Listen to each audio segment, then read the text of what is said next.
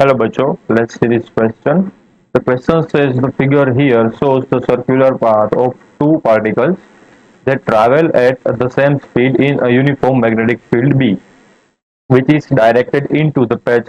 One particle is proton and the other is an electron, which is less massive. Which particle follows the smaller circle? तो हमें दो particle given है, proton and electron. उसको कोई constant magnetic field B में same velocity से enter किया जाता है। तो अब क्या होगा कि जैसे ही वो मैग्नेटिक फील्ड के अंदर जाएगी ना, तो वो सर्कुलर पाथ में मूव करना स्टार्ट कर देगा due to the magnetic force. तो हमें यह फाइंड करना है कि जो सबसे ज्यादा सबसे कम रेडियस बनेगा, यानी कि स्मॉलर सर्कल। ठीक है, स्मॉलर सर्कल का मतलब क्या हुआ कि छोटी रेडियस वाला जो सर्कल बनेगा वो कौन सा पार्टिकल होगा? ठीक है, ये वाली रेड वाली। तो हमें बताना है।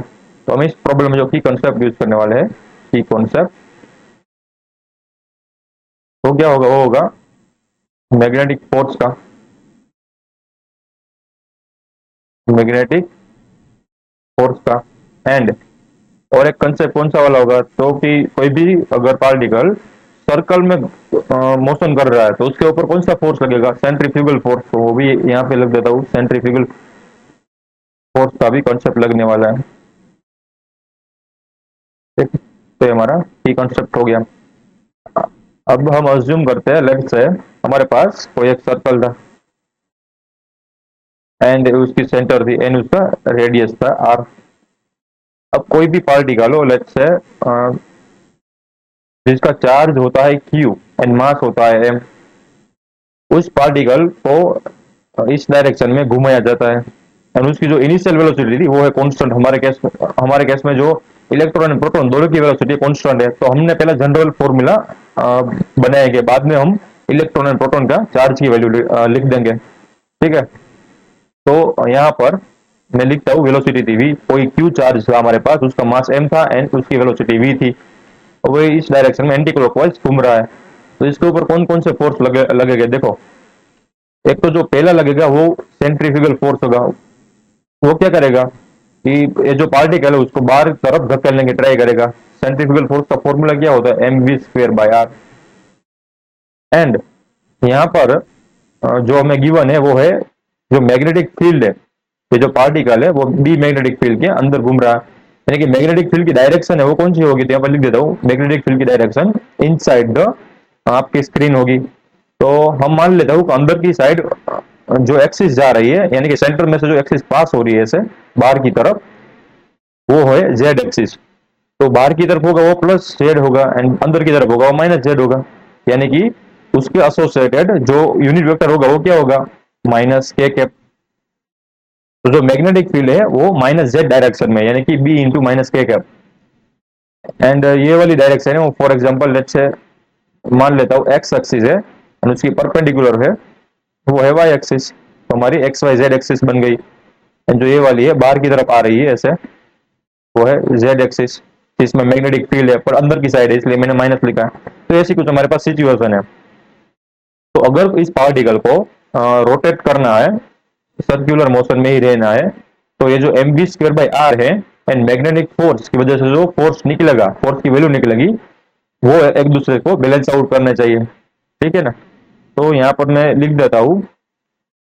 अब देखो मैग्नेटिक फोर्स कौन सी डायरेक्शन में आएगा, पहले तो वो फाइंड कर लेते हैं, बाद में हम कंपेयर करेंगे। तो मैग्नेटिक फोर्स का जो फॉर्मूला होता है वो क्या होता है? F M is equal to, हम लिख सकते हैं F magnetic force is equal to Q V cross B. अब हमारे केस में क्या है, देखो क्यू तो एज इट इज रहेगा, वी कौन सी डायरेक्शन में है? तो लेट्स से ये जो एम पार्टिकल था वो एक्स डायरेक्शन में था। ठीक है, पहले एक्स एक्स पॉइंट पे था, यहाँ से मैं हटा देता हूँ थोड़ा सा। ठीक है, हम पहले एक इजीएस्ट केस लेंगे। तो जो पार्टिकल था वो पहले यहाँ पर था, यहाँ पर इस पी पॉइंट पे। तो पी पॉइंट पे जो वेलोसिटी होगी वो कौन सी होगी? टेंजेंशियल होगी ना, ऐसे सर्कल का टेंजेंशियल वी वेलोसिटी।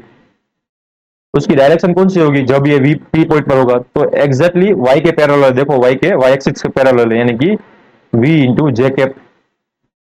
ठीक है, एंड जो रेडियस वेक्टर थी वो तो यहाँ पर ही थी, ऐसे कुछ होगी रेडियस आर।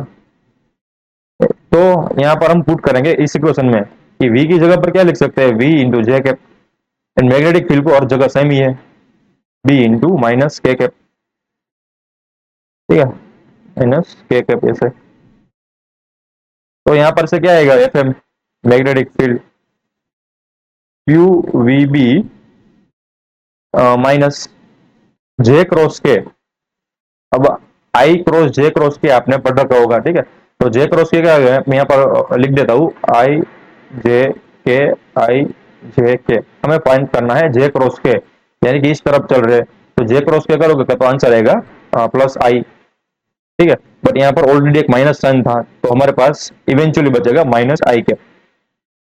माइनस आई के पास मतलब क्या हुआ कि इस पर जो मैग्नेटिक फील्ड की वजह से पी पॉइंट पर, ठीक है, सिर्फ पी पॉइंट पर फोर्स लगेगा, वो अंदर की तरफ आएगा, मैग्नेटिक फोर्स की वजह से इस डायरेक्शन में आएगा।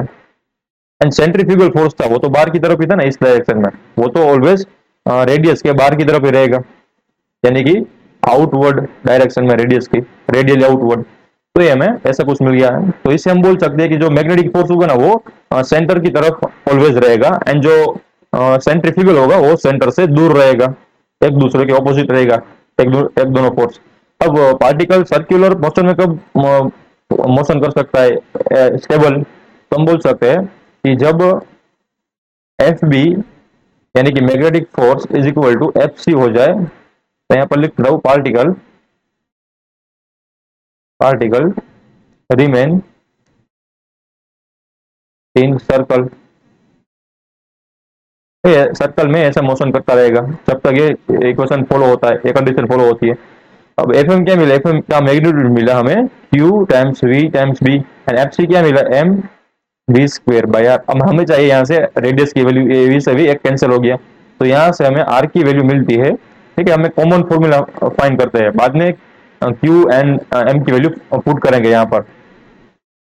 तो आर इज इक्वल टू क्या मिला हमें, mass times velocity divided by Q into B, तो हमें कॉमन जनरल फॉर्मूला मिल गया। अब हमें इलेक्ट्रॉन एंड प्रोटॉन के बारे में यहाँ पर रेडियस लिखते हैं, तो फॉर इलेक्ट्रॉन आर ई हो जाएगा, यहाँ पर हो जाएगा mass of electron, and velocity of electron as it is V रखना देते हैं क्योंकि दोनों की सेम है। चार्ज ऑफ द इलेक्ट्रॉन, ठीक है, यहाँ मैग्नीट्यूड है और कुछ नहीं, यहाँ पर माइनस ही नहीं लिखना है, सिर्फ ई लिखना है, ई यानी कि चार्ज ऑफ इलेक्ट्रॉन, माइनस तो साइन को इंडिकेट करता है, यहाँ पर हमें सिर्फ मैग्नीट्यूड चाहिए, and B as it is. अब सेम प्रोटॉन के बारे में लिखते हैं, तो proton is equal to mass of the proton V times proton का जो चार्ज होता है वो भी ई होता है, टाइम्स बी, ई यानी कि 1.6 इंटू 10⁻⁻19 कूलम, और कुछ नहीं, ठीक है, यूनिट चार्ज की वैल्यू मैग्नीट्यूड। तो यहाँ पर देखो R E into R P, तो यहाँ पर डिफरेंस सिर्फ मास में ही है, देखो ये वाला, जिसका मास ज्यादा होगा ना उसका रेडियस ज्यादा होगा, क्योंकि वी सबके लिए कांस्टेंट है दोनों में, क्योंकि सेम इनिशियल वेलोसिटी से एंटर किया गया है, ई भी सेम है, बी भी सेम है, मैग्नेटिक फील्ड दोनों केस में सेम है, तो इसका मतलब क्या हुआ कि रेडियस कौन सी कम हुई, किसकी ज्यादा हुई, तो यहाँ पर मैं लिखता हूँ radius of electron is less than radius of proton, because mass of electron is less then mass of proton. तो हमारे पास आंसर निकल कर आ गया कि जो छोटी रेडियस में मूव करेगा सर्कल ये वाला, तो लेट्स से इस डायरेक्शन में वो होगा इलेक्ट्रॉन, एंड ये जो बड़ी रेडियस में जो ट्रैवल करेगा वो होगा proton. So the final answer of the question is that electron will circulate in the smaller radius circle. I hope you understood it well. Best of luck.